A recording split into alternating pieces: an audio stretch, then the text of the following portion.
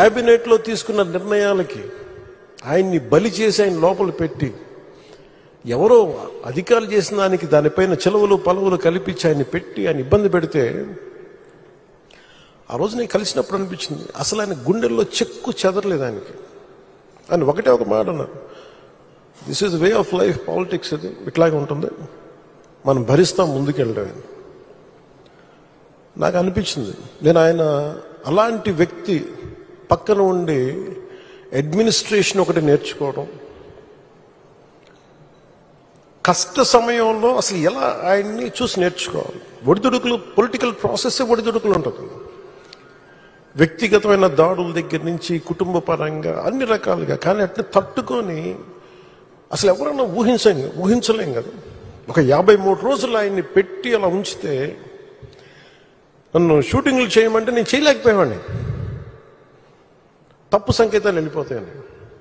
నేను డేట్స్ ఇచ్చినా కూడా నేను ఆపేస్తాను ఆ రోజున. ఎందుకంటే ఆయన అంత సఫర్ అవుతా అని ఉంటే నేను బయటికి వెళ్ళి షూటింగ్ చేయడం కూడా నాకు ఇబ్బంది అనిపించేస్తుంది. నా ప్రొడ్యూసర్ చెప్పాను, 2 చేతులు క్షమించమని చెప్పాను ఆ రోజున. తప్పట్లేదు, నాకు రాష్ట్ర ప్రజల కోసం మారాలి ప్రభుత్వం, అందుకని చేస్తాను, దయచేసి మీరు అర్థం చేసుకోండి అని. అంత నేను చేయగలిగానంటే ఆయన తట్టుకున్న విధానం నన్ను కూడా ఎంతో కొంత ఒక చేయూతనిచ్చేలా చేసింది. నా స్వార్థం వల్ల వ్యక్తిగతంగా నేను ఎదిగిపోవాలి, నా కోరికల్లో రాష్ట్రం విభజన జరిగినప్పటి నుంచి ఈ రోజుకి మనం నలిగిపోతా ఉన్నాం. మనకి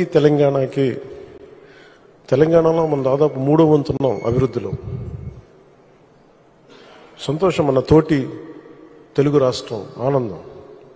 మనం పోటీ పడాలి, ఎదగాలి అంటే అనుభవం, పొలిటికల్ ప్రాసెస్లో అనుభవం ఒకటి చాలా చాలా కీలకమైనది. తెలివితేటలు ఉండొచ్చు, అన్నిటికంటే కూడా అందరినీ సమన్వయపరిచి, అందరినీ ఆకట్టుకోగలిగి, అందరినీ ఒక దారిని పెట్టగలిగి, కొంత మెత్తదనంతో మందలిస్తూ, కొన్నిసార్లు గట్టిగా చెప్తూ, అలాంటి నాయకుడు వెంట ఆయన నాయకత్వంలో మేమందరం పనిచేయటం నాతో సహా చాలా చాలా నాకు ఆనందంగా ఉంది.